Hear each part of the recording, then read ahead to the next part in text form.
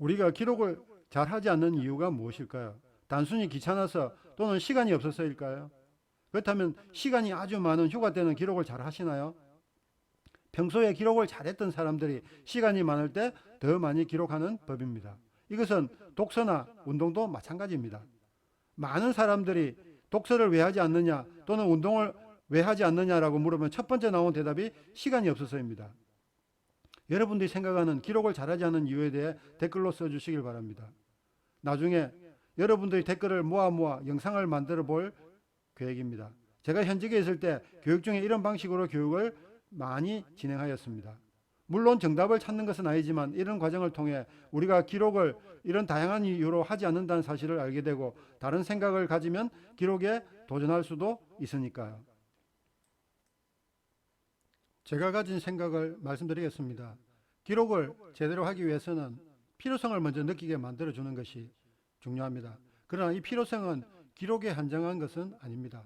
어떤 것이든 새롭게 시작하기 위해서는 필요성이 꼭 있어야 한다고 생각합니다. 저의 경우 저희 모친이 예전에 저를 만날 때마다 하신 말씀이 있었습니다. 그것은 바로 저의 배를 보시면서 얘야 배 좀 집어넣어라 는 말씀이었습니다. 그러나 저의 대답은 그럴게요가 아니라 오히려 배를 밀어내면서 이건 반가운 사람 마중 나와 있는 건데요 라며 운동을 하지 않을 핑계만 되었습니다.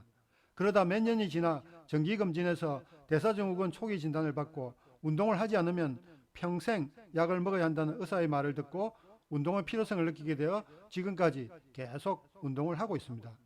그것도 1년에 360일 정도 말입니다. 기록도 운동과 마찬가지입니다.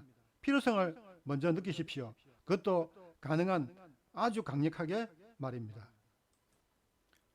저의 경우처럼 현재 운동을 하고 있는 사람과 그렇지 않은 사람과의 차이 역시 필요성입니다. 필요성을 느끼지 못하는 사람들은 남들이 운동을 하라고 해도 전혀 하려고 하지 않을 뿐만 아니라 남들이 운동을 한다고 하면 왜 운동을 하냐는 식으로 말하곤 합니다. 그러면서 운동을 하던 사람이 갑자기 어디가 아프기라도 하면 이런 말을 합니다. 아니 운동을 하면서 어디가 왜 아프죠? 라며 운동과 전혀 관계가 없는 부위가 아픈데도 굳이 운동과 연계시킵니다.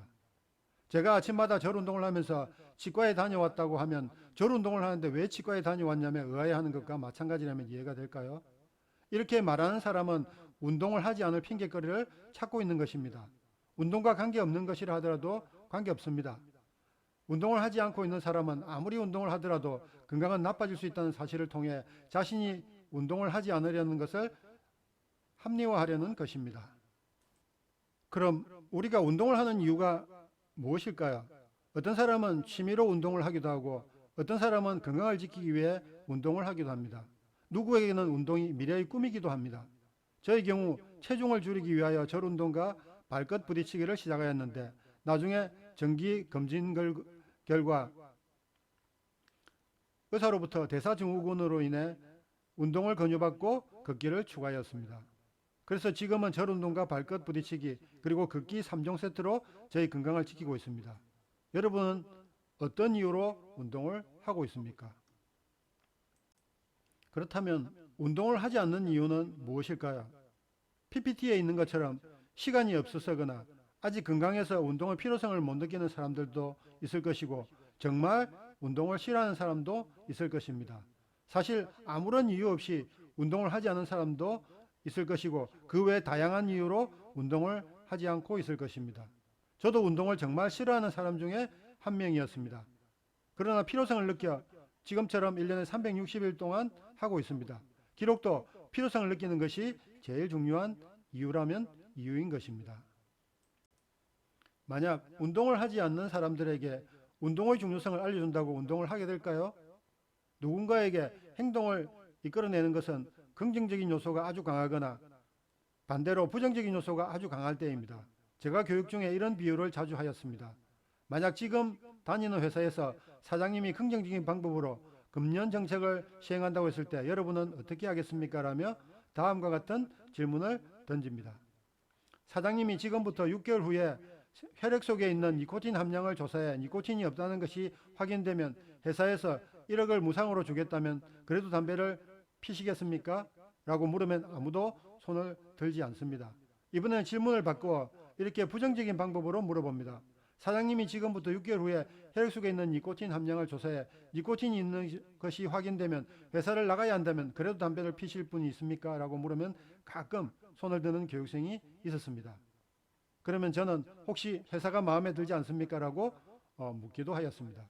결국 알고 있다고 어떤 행동을 하는 것이 아니라 행동을 이끌어내는 필요성이 있어야 되겠습니다. 보고 있다고 아는 것이 아니고 알고 있다고 이루어지는 것은 아닙니다.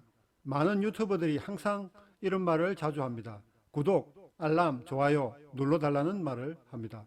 그러나 단지 구독만으로 여러분의 인생에는 어떤 일도 일어나지 않습니다. 제가 이 영상을 만든 목적은 누군가를 변화시키기 위해 만든 것입니다. 구독보다는 구체적으로 알아간다는 마음이 더 중요합니다. 다음으로 좋아요보다는 실천을 하겠다는 마음이 더 중요합니다. 좋아요를 누르면 많은 사람들이 볼 수 있는 기회가 될 수 있으므로 좋아요를 누르는 수고는 필요할 수도 있습니다. 마지막으로 알람이 없어도 매주 월, 수, 금 오전 7시에 자동적으로 시청할 수 있도록 운영하겠습니다. 저희 채널에 올라간 영상을 시청하시는 여러분들의 실천을 기대하겠습니다. 사실 100권의 책을 읽는 것보다 한 권의 책을 읽더라도 실천하는 사람이 성공할 가능성이 더 높다는 사실을 꼭 기억하시길 바랍니다.